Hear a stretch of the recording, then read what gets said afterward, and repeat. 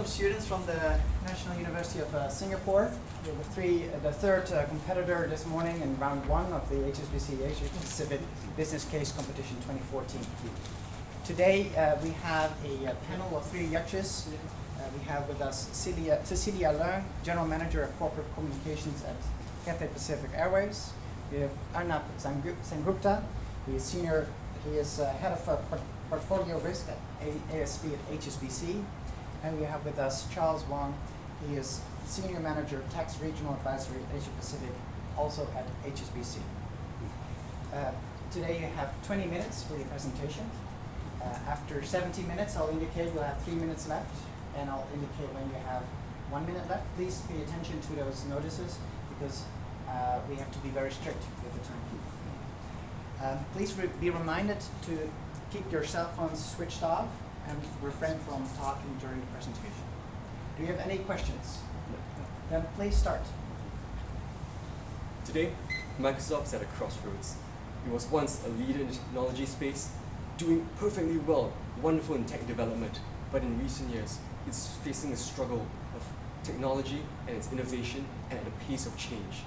And as they say, the only constant in life is change, and Microsoft will have to figure out how to deal with that change. And so here today, we're Nexus Consulting. I'm Elliot, Cheng Liang, Hua Xie, and Elena, my colleagues. We're here to present to you our strategy for how Microsoft can be one and be greater than the sum of its parts. Now, there's a bit of context about Microsoft. We know that Microsoft was once, and still is, the market leader in terms of software development, but has fallen behind in terms of innovation.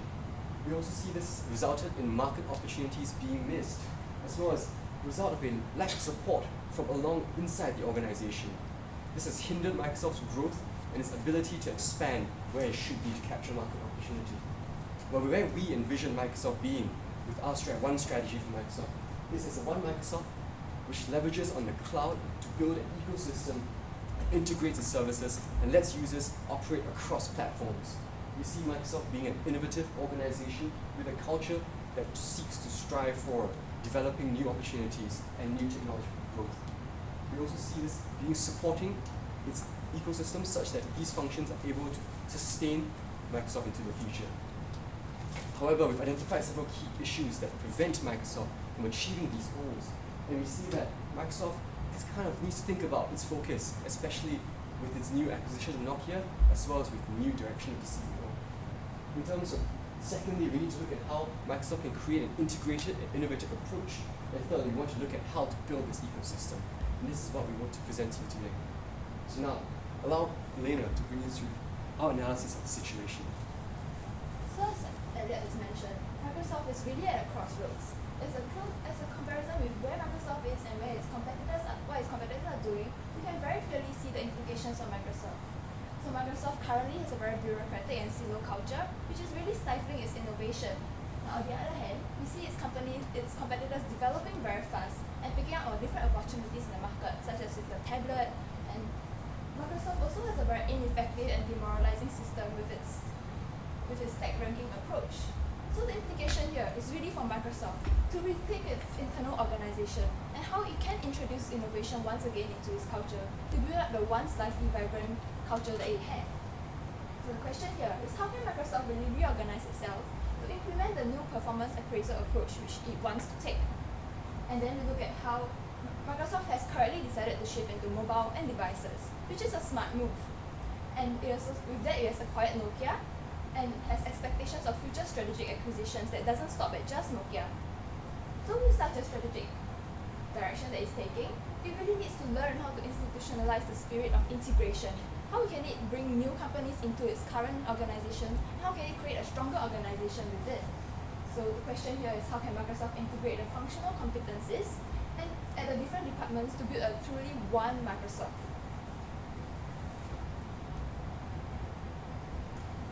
And then we continue to look at how Microsoft has decided to move into devices, but this realizes a threat with its current vendors, with hardware developing vendors. And on the other hand, competitors have also failed at developing such a relationship with its vendors, with its hardware vendors. And what we realize here is that if Microsoft is able to establish establish really strong vendor relationships, it can actually gain a very strategic competitive advantage over its competitors. And then on the other hand, Microsoft is also facing a chicken and egg paradox because it's unable to build up its own ad development ecosystem because its offering is not strong enough and people are not willing to develop ads for them. So how can Microsoft really solve such a chicken and egg paradox? And it also faces a problem of being a difficult partner to work with, so ad developers are not very willing to approach Microsoft.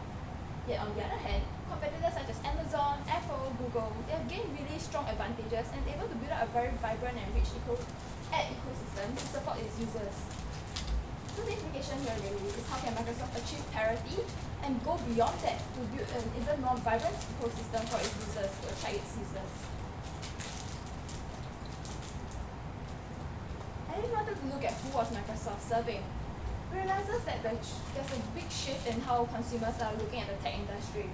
It used to be about the worker and the personal consumer, and Microsoft have rightly been able to serve these two groups with its current offerings such as its Office, its Link, Azure, and its personal consumer with its entertainment systems such as Xbox, and they also have systems that serve both the worker and the personal consumer. But what we really want to point out here is that consumer demands these days are really changing very fast. And what they want are mobility, able to work on the go, as you've seen that how people are checking their emails on the MRTs, and really there's a blurring of lines between the work and the home, and people don't really want to segregate between where they work and how they work. And there's also increasingly confusing tech offerings. You have your tablet, you have your phone, you have your laptop. Sometimes you really wonder what should you use.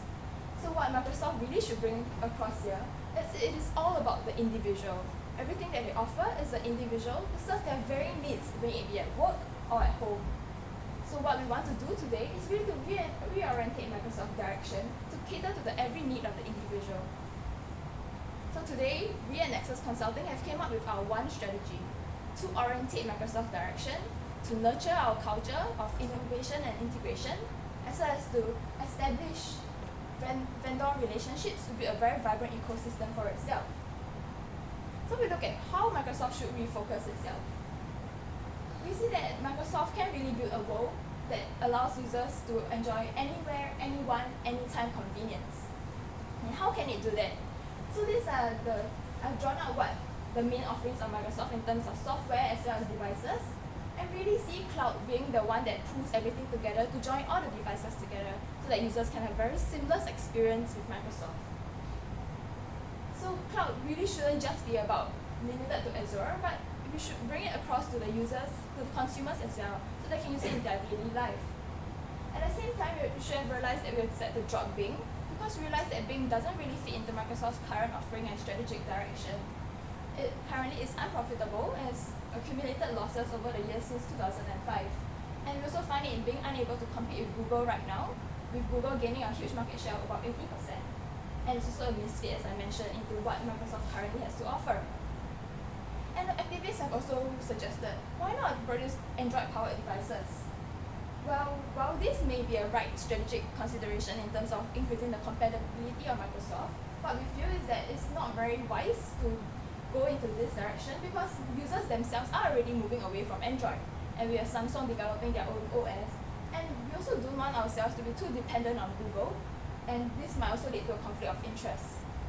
So this is our analysis for you today, and how else can we introduce build a strong culture for Microsoft, allow Hai to walk you through. Thank you, Elena. So now we'll take a look at how we are going to nurture Microsoft. How are we going to drive innovation? So taking a look at back in work. So it can be split up into two. For example, the work that is designated to you by your boss. Like for example, the stack of work that your boss puts on your table. And also the value-added work that you have to do that's dedicated by your boss. So for example, for many of you down here, you have to come down on outside of the office hours to come down and judge us. So under our designated workload, how we're going to change that is that we are going to spread out our talent within Microsoft itself. At the same time, we are also going to change the workplace environment so as to cultivate innovation. And also, we are going to come up with innovative incentive systems so as to drive innovation within Microsoft itself. So taking a look at our value-added workload, we are going to implement self-directed initiatives for the employees in Microsoft. So how are we going to maximize talent? Currently, we divided Microsoft's workforce into 3 different segments. Because first of all, we are going to drop Bing, and Bing employees will have nowhere to go. And also, we have recently required Nokia, so Nokia is also on board. Last but not least, we also have to take into consideration the existing Microsoft employees. So each of these have their own core competencies and they have their own specializations, and they are all very different. So what we need to do here is to integrate our workforce. So the current practice is that projects are done on a basis such that each department is segregated, and all of the employees come from the same background. This means that the solutions as well as the views they have might be very myopic. So what we propose is that we are going to revise this, and on each project, we are going to form different teams, and this is going to be on a project basis. So there's going to be integrated divisions, which means that people from, for example, the software team and the hardware team, they're going to come together and form and come up with solutions for this specific project. So this allows us to have employees from diverse backgrounds to come together to come up with solutions and views from all angles. Next, what we're going to do is we're going to cultivate minds. Because studies have shown that the workplace environment has a direct impact on the work that employees produce. So what this means is that we have to design a conducive environment so as to drive innovation in Microsoft itself. And how are we going to do that? We are going to change the office layout. For example, we can come up with tables which are not so structured. For example, if it's a rectangular thing, your mind might think that the office is too rigid. So we have to come up with different forms of that. For example, also another example would be more eclectic colors for your walls and layouts. At the same time, we also want to come up with a more relaxed setting for our workplace so as to drive innovation.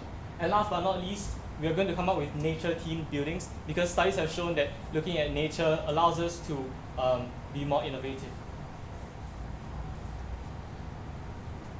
We are next going to show you how we are going to drive people forward through our incentive systems. So think about it, when you are back in your workplace or in your individual lives, what are you driven by? You are driven by money, you're driven to want to be recognized, and also you want to be promoted. So our incentive systems are designed such that we will have financial benefits, recognition awards, as well as promotional benefits for employees who exhibit innovative thinking. So for example, our financial benefits, we're going to come up with cash benefits in the form of cash disbursements or vouchers. For recognition, we're going to award people by giving out a plaque or maybe having a board of recognition. And for promotional benefits, the individual who is able to come up with innovative thinking, he might be placed for the next one to be promoted. Lastly, we need to show how we are going to think out of the box. Because as of now, we are given, for example, if you're back in the workplace, you're given a lot of work by your boss, you are very stifled. You have to think along their lines. What we want to do here by driving innovation is to allow people to think out of the box, to allow employees to work freely on their own time. So we are going to come up with a project called Nurturing Ideas. So how this works is that we are going to set up a portal, an internet portal, so that employees can submit ideas on how to improve or how to innovate different strategies. This will then be submitted to their individual managers, which are considered by them, and if it is deemed to be viable, if it is deemed to be implementable, it will be implemented. The key benefit for the employees here is that if their ideas are implemented, they would be the project managers for these ideas.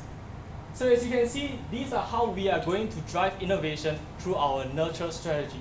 So with that, let us show you how we are going to enrich Microsoft.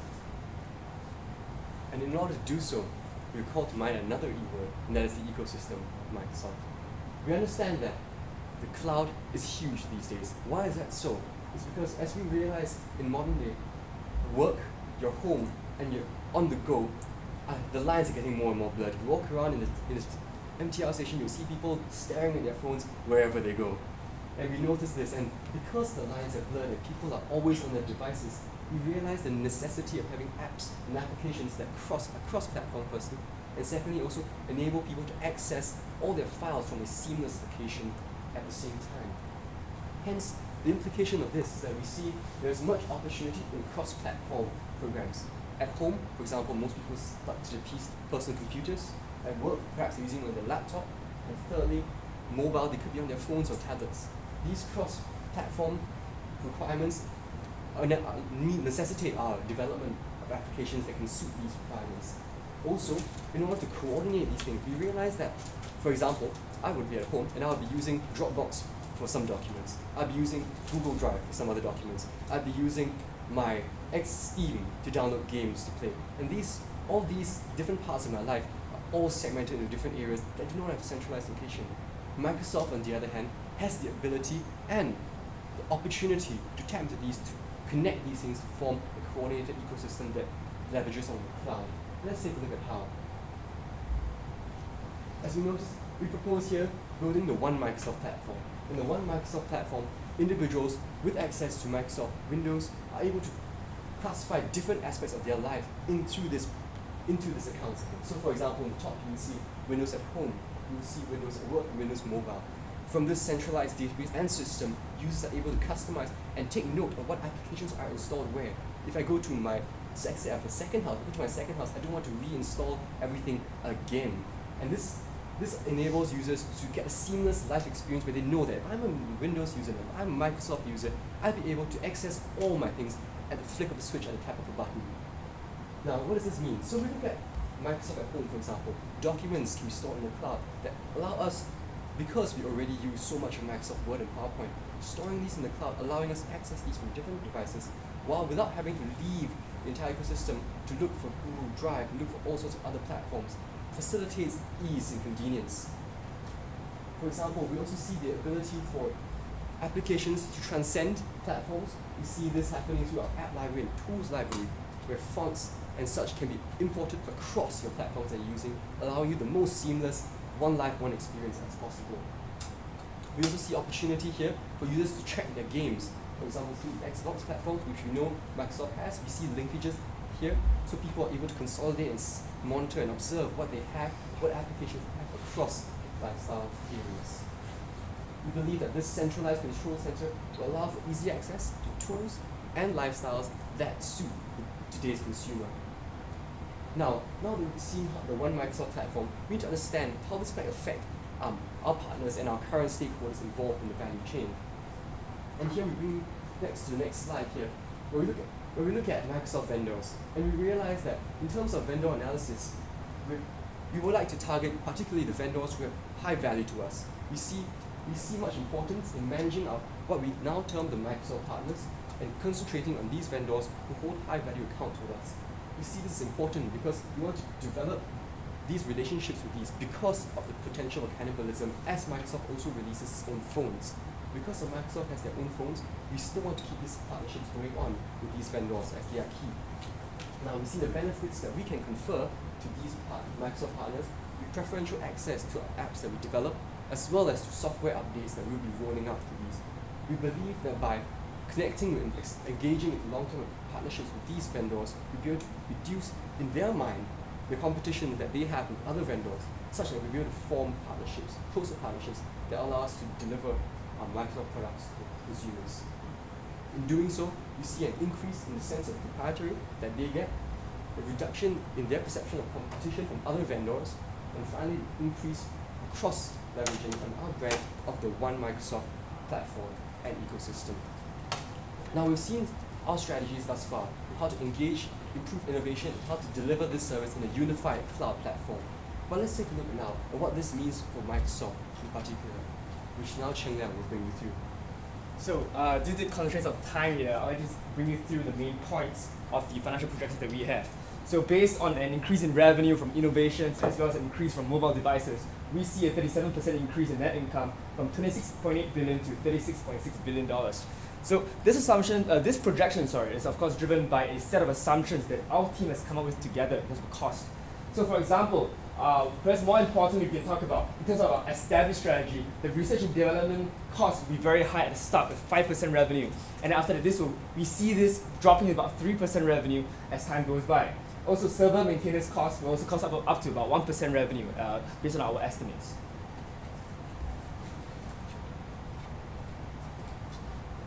So as you can see earlier, we actually predicted that there can be a more pessimistic outlook as well. So based on that alone, what kind of risks can result in a more pessimistic outlook? In this case, we foresee, for example, a lack of cooperation from vendors, as well as, for example, how the financial incentive system is unable to inspire innovation. So for the last point here, we can talk about how we need to perhaps better understand the worker motivations for innovation, as well as how we can perhaps encourage these workers via non-financial incentives. So now that we look at the risks in this thing, we also have to consider how exactly we're going to implement this timeline. This is important because our shareholders will be looking very much at this. Firstly, as you can see here, we will implement the incentive system immediately from 2014 onwards. So this is important because it gives us an activity that we can execute immediately. Next of all, we can see as we spread our activities across the whole timeline, we are spreading our resources and make sure that we're not too financially taxing on the company at any one time. And lastly, having activities across the whole period of time gives us, it allows us to facilitate communication with our stakeholders and improve confidence with our stockholders as well. So yeah, just closing line. That's 20-minute mark, yes. Thank you, students from the National University of Singapore. Thank you. There's now 15 minutes of time for question and answers between the judges and the students. Okay, it's a very detailed presentation, and you've branded yourself as a Nexus Consulting, and you've referred a few times in the presentation that it's your solution that you're recommending. However, most of the solutions broadly are what's been on the blueprint design of the Microsoft company as mentioned in the case study. My question is, whilst you have elaborated upon the solutions in more detail and also with the financial projections of that, if you take a step backward and look at the solution that have been shared in the case study, all of these have been a blueprint designed by the previous CEO, Steve Ballmer. And he's a CEO during whose tenure Microsoft led to the crossroads it's in right now. So do you think following a strategy or a solution recommended by a previous CEO who can be deemed to be not so successful and led to Microsoft where it is right now is a smart strategy? So I think we do recognize this, that there has been a change in CEO, and we know that this resulted in a shift as well in what happens now when people need to consider in what's thought about in the past and now. And we see that what we have here and what Microsoft intends to do, as well as the trends that are taking place now in the world in terms of cloud computing and in terms of coordination and in terms of needing to drive innovation, we see that as having to synchronize with the trends at existence. And we believe that what we would like to work through, for example, through the human resources recommendation would be to incorporate people, to bring them in, to get buy-in into this idea, to leverage on having that coordination between the different elements that we have. And so we see possibility, or we recognize the challenge here, but we also recognize the ability through these programs to coordinate people and get buy-in to what we believe will be able to address the market trends that are happening today. And to add on to this point, I think looking at it at this moment, we shouldn't really be looking at what the ex-CEO has done and what they should do ahead, but really we should be looking at the trends that are in the market and what we should do reacting to such trends. So the consideration shouldn't really be about who proposed what, but really what would be best for Microsoft moving ahead. And this is what we believe will be best for Microsoft. Yeah, I have questions that I'm very impressed with the coverage of your presentation. Actually, I covered quite a very comprehensive areas that's been mentioned. Particularly, but on the, I can see, obviously the cloud is one of the, probably just the next big things. Do you think you can drive and help revive Microsoft? And you also mentioned that to get these cloud strategies to be successful, that innovation is actually a key to drive. And you mentioned a lot of in detail that actually how to changing the culture or institutionalize the innovation culture by combining the different employees from Bain, from Nokia, and existing Microsoft. But to be honest, I mean, as both these kind of big company has gone through, if going through this kind of reorganization, and probably has mentioned also, I mean, Microsoft is no stranger for reorganization, has been within a lot of these kind of things. Doing these, spending all the effort to do these kind of major reorganization things, it probably will consume a lot of their management or down to the very front line of the resources already. How do they still, I mean, how do they still will have time and so like, how they keep up their spirit to still to go on to do innovation with all these kind of reorganization come on again. So especially you say also try to, exit the bin kind of business line. That will also create a lot of not very happy feeling within the corporation as well, a lot of anxiety. So how do you see, how to balance, how you, give an example, how you try to do this whole reorganization to drive innovative culture, but without actually being trapped into this, sucked into this kind of reorganization, kind of negative kind of atmosphere? I think most importantly, you have to consider that whenever change is instituted, there will always be people who are resisting it, like you said, and it would definitely have a negative impact on morale. But you have to take into account that these changes will be for the better in the long term. So, as what you mentioned, how are you going to keep the morale high? I think our incentive system that we provided is rather comprehensive, and through our financial recognition, our promotional recognition, these types of measures, I think it will be adequate enough to be able to maintain a certain level of morale within the company so as to allow them to push forward in the future. I would like to build on Roger's point. So previously Roger mentioned about the project-based kind of style where we want to, it's very forward-looking.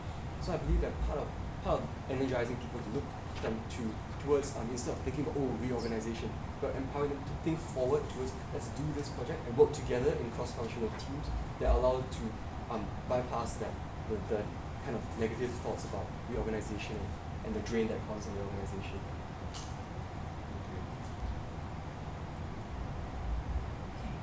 Thank you very much. It's a very structured approach to your presentation. It's very good, but got to be very careful when you coin yourself as a consulting firm. The reason why is because a lot of the time people think, consultants only talk more than they do, because I was a management consultant myself. Anyway, set aside. I wanted to ask about the feasibility of some of your recommendations.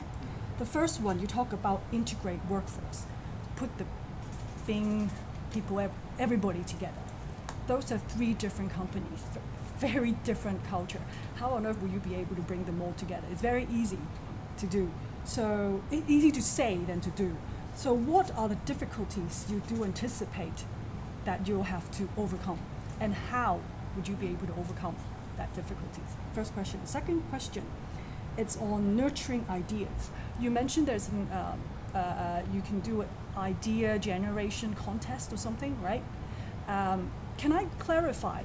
That one is it only within function themselves, or are you encouraging cross department or cross-functional idea generation? Which one is it? Which one first? Because because if you talk cross-functional, yes. Then my question is, if it is cross-functional, someone may be from a department like engineering, and they can recommend something with regard to marketing, for example. It's easy to recommend, but then you said if the idea will be implemented, then that person will become the project manager. How can that happen? Because that's from different department, first thing. And the other thing is, as a project manager without any previous knowledge or connections or understanding, how can that be done? So you first mentioned about the difficulties of integrating. I think we mainly see 2 big difficulties, one in terms of cultural and then in terms of technical expertise. So in terms of culture, we really need to build a more integrated kind of atmosphere around around the company. That's why we decided upon using the idea of cross-functional teams and really to build a more inclusive. We understand that it's a very big change for Microsoft, given that they are now working in a very silo mindset. But this is a change that needs to be instituted both from top down and as well as bottom up. So this is our first step we're taking, and of course there will be subsequent smaller steps that we need to address subsequently. In terms of technical expertise, of course, we understand that what being employees know might be very different from what they need to know in their new jobs. So there will definitely be new training that we need to bring them through, and this can be through formal training as well as informal training within the departments that we have to institutionalize as well. There's the second question. The question was about, so what happens now if the skill sets don't quite match, or if the functionality doesn't really work out? I think we see the project management appointment as being tapping into the people who have the most enthusiasm about the ideas that they propose, rather than driving it in terms of the expertise, which is why we believe that by being able to taking that guy who's keen on his idea, then drawing people who are interested in that idea that he proposed, which is now broadcasted to the organization, and they see it sounds like a great thing to work on, I would like to work on it, and he forms that team from his organization. We believe this is where the expertise can meld, and we don't see it being driven by just one person who might not be in his area of expertise. Okay, I have follow-up questions. It's actually, you mentioned about the cloud strategy. Probably you're going to be promoting this new service, or well, put it this way, it's existing service, but actually to have a more revolutionized, and can have a lot of integration with other suites, which is that's not an existing product in the market that can offer this kind of service offering. So if for Microsoft, do you think a buy or make strategy to achieve that, which one will be more suitable for Microsoft and which one will have a better chance of success? Another thing is actually probably more follow-up on the previous one. To achieve these kind of more innovative kind of culture, do you think it's built within or actually built outside will be a better chance to actually achieve that?